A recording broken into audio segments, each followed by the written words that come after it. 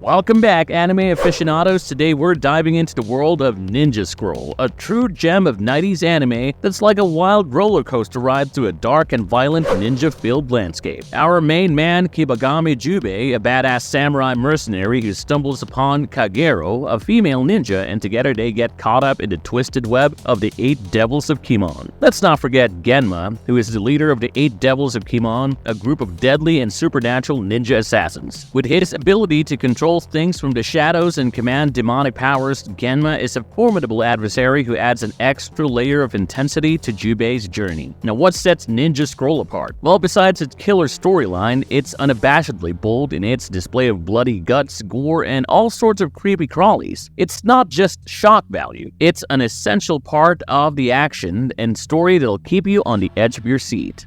Who is Genma Himuro? What's his connection to Jubei? Let's delve into the mysterious world of Genma Himuro. Now, Genma is not your run-off-the-mill antagonist. He's the big bad, the head honcho, and the leader of the fearsome 8 Devils of Kimon. Talk about a resume. He's tall, ripped, rocking traditional ninja armor and a face that rarely cracks a smile, making him scarier than the boogeyman. This dude's got it all. Immortality, a plan to rule Japan from the shadows, and a taste for, extracurricular activities. He's not just a ninja, he's a shape-shifting, emotionless killer who plays the field when it comes to romance. Talk about a multitasker. Now, his loyalty game? Non-existent. Genma's all about himself. He'll stab you in the back faster than you can say ninja betrayal. Just ask the Shogun of the Dark, he got the cold shoulder real quick. But here's the juicy part. Genma's tangled up with the Yamashiro clan and our main man Jubei Kibagami. Genma's a vassal to the Toyotomi family, arch enemies of the Tokugawa shogunate. But Genma's real deal? He wants the goal to build a ninja army and rule Japan. Classic evil overlord ambitions, right? How did Genma survive decapitation? Is he immortal? I mean, we've seen characters come back to life, but Genma takes it to a whole new level. So picture this. Genma gets his head chopped off, and you're thinking, well, that's a wrap for the bad guy, right? Wrong. Genma's got this insane ability to reattach his severed limbs and keep his consciousness running through what can only be described as reincarnation on steroids. The guy is functionally immortal. It's like he's got a cheat code for life. Now, you might be thinking, hold on, isn't this like Majin Buu or Cell from Dragon Ball pulling themselves back together? Sure, those guys are tough, but Genma's got a unique twist. It's not just about piecing himself back together, it's about coming back in different form and maintaining his consciousness through the whole process. Talk about a next level resurrection. Majin Buu and Cell regenerate, they come back, but their essence remains the same. Genma, on the other hand, goes through this reincarnation dance, keeping things fresh and unpredictable. It's like he's got a closet full of ninja outfits, and he's never wearing the same one twice. Another example is Cyborg and Martian Manhunter. They've got their own bag of tricks, but it's more on the tech and shape-shifting side. Genma's immortality is rooted in this mystical, almost otherworldly ability. It's not a result of high-tech gadgets or alien biology, it's straight-up ninja magic. But what about the healing factor, you ask? Well, Genma's got that covered too. His ability to regenerate and recover from injuries is on par with some of the best in the comic book world. Take Wolverine and Deadpool, for example. They're known for their insane healing factors, but Genma gives them a run for their money. We know that Jubei's got a bone to pick with emotionless scheming, and let's not forget sex-addicted ninja master. Yeah, it's a wild ride in feudal Japan, and Genma's at the center of it all. Coming back to Ninja Scroll, well, it's not just a gimmick to make him a tougher opponent, it ties into the mystical elements of the Ninja Scroll verse. The film is steeped in supernatural lore, and Genma's ability adds this layer of mysticism that sets it apart from other ninja tales. In a world where traditional ninja skills meet the bizarre and supernatural, Genma's immortality becomes a linchpin in the narrative. It's not just about flashy fights and cool moves, it's about the clash between mortal warriors and forces that defy death itself.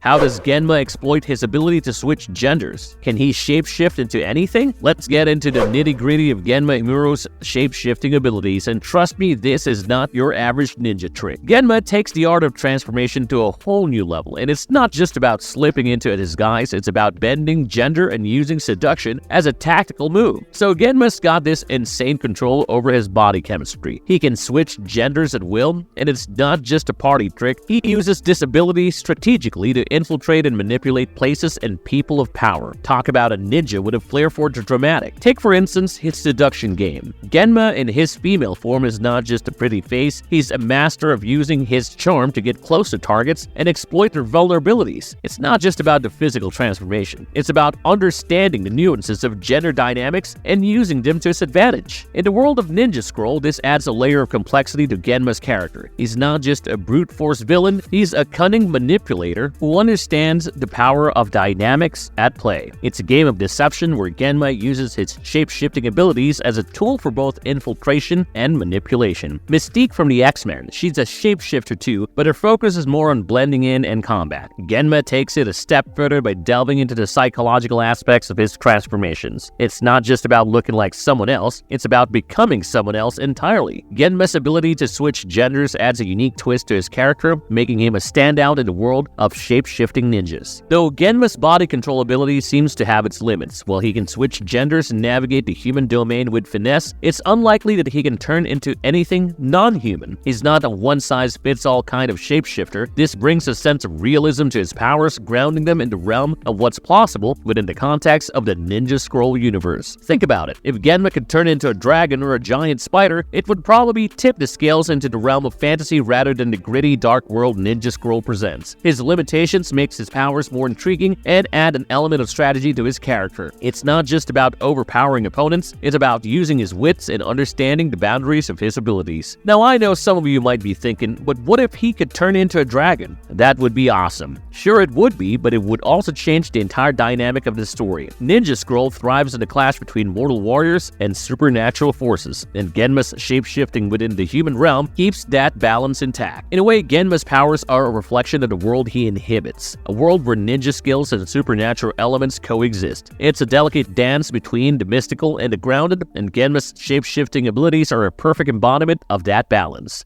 Why is Genma the deadliest character in Ninja Scroll? Let's start with the anatomy of Genma's deadliness, and trust me, it's a cocktail of abilities that make him a nightmare for his opponents. First off, let's talk about his immortality. Genma possesses the power of reincarnation. That means anytime this guy takes a fatal hit, his injuries heal rapidly. Lost a limb? No problem. He'll reconnect and heal that right up. It's like trying to defeat a never-ending puzzle of limbs and body parts. Now, how did Genma acquire this power? It's a mystery, and that adds an extra layer of intrigue to his character. He's not just a guy with cool powers, he's a ninja with an enigmatic past, and that makes him all the more captivating. But immortality alone doesn't make someone the deadliest. Genma goes above and beyond with his unmatched speed, agility, and shape-shifting abilities. Picture this, he can switch genders at will, making him a master of disguise and manipulation. It's not just about looking different, it's about becoming an entirely different persona, a skill he uses to seduce both men and women into bowing into his wishes. Talk about using every tool in the ninja toolkit. Also, let's not forget about his prowess as a skilled master of ninjutsu. Genma isn't just immortal in shape-shifting, he's a ninja maestro. His agility is off the charts, making him a blur in the shadows. His speed, lightning fast. He can deliver a barrage of deadly combo attacks at an alarming speed, leaving his opponents dazed and confused. Take, for example, that epic scene where he takes on the rebels in the village. The way he moves, it's like he's dancing through the chaos, effortlessly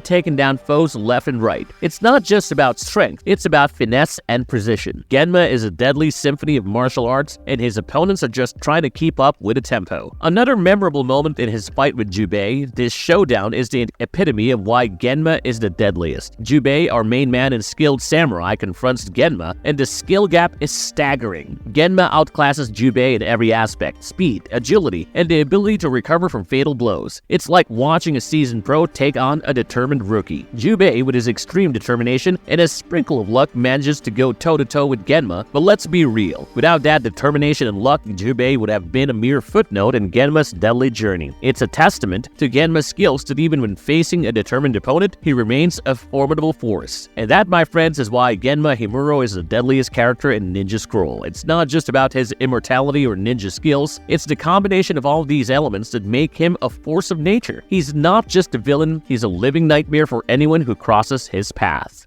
How does Jubei defeat an enemy with an undying anatomy? Defeating an enemy with Undying anatomy is no walk in the park, and Jubei pulls off a move that's not just a physical takedown, but a symbolic triumph over greed and immortality. So there's Genma, this immortal ninja master with a knack for reincarnation and the ability to heal from any injury. It's like trying to beat a game with infinite lives. But, and this is a big but, Jubei realizes that the key to defeating Genma isn't just in slashing and hacking, it's about exploiting the vulnerability that comes with his undying nature. Let's talk about Genma's death, a poetic and symbolic end that reflects not only his own greed, but also becomes the only way to put an immortal being to rest. Picture this: Genma, covered in molten gold, trapped and sealed. It's not just a physical entrapment, it's a metaphorical one that mirrors the consequences of his insatiable desire for power. Now, this molten gold isn't just a random choice of death, it's a clever nod to the narrative. Genma's ambition, his lust for power and control, is represented by this shimmering, seductive substance, and in the end, it becomes his prison. It's almost poetic, isn't it? The very thing he desired becomes the instrument of his demise. Viserys Targaryen from Game of Thrones comes to mind while thinking about Genma's character. Viserys, driven by his ambitions and obsession with power, meets his end in a similarly symbolic way. He's crowned with molten gold, mirroring the consequences of his insatiable greed. It's a powerful visual metaphor that resonates within the themes of the story. Take Null from Marvel Comics, the dark god of symbiotes. In the King in Black storyline, his ambitions to control the entire universe are challenged. How is he defeated? Well, it involves a certain metal that's known for being a weakness of symbiotes: sonic and heat. It's not just a physical vulnerability, it's a narrative device that ties into the character's ambitions and weaknesses. What about Kaguya from Naruto? She's another powerful and seemingly immortal being. How is she defeated? Well, it involves stealing techniques. The idea of stealing an immortal or godlike entity is a recurring theme in many mythologies and fictional universes. It's a way to overcome invincibility and transcend the physical aspects of immortality. The molten gold sealing Genma is a nod to this tradition. It's not just about killing the body, it's about containing the essence of an immortal being. In many mythologies, gods and immortal beings are often associated with elements like gold, symbolizing their divine nature. Using gold as the instrument of Genma's defeat adds a layer of symbolism to his demise. Jubei's victory isn't just a physical triumph, it's a narrative one. He outsmarts Genma by turning his own desires against him. It's a lesson in the consequences of unchecked ambition and a reminder that sometimes the greatest strength is not in physical prowess, but in understanding the weaknesses that lie within. And there you have it, the epic conclusion to Genma Himuro saga and Ninja Scroll. It's not just a battle of blades and jutsu, it's a clash of ideologies, a dance with symbolism, and a triumph over the very essence of immortality.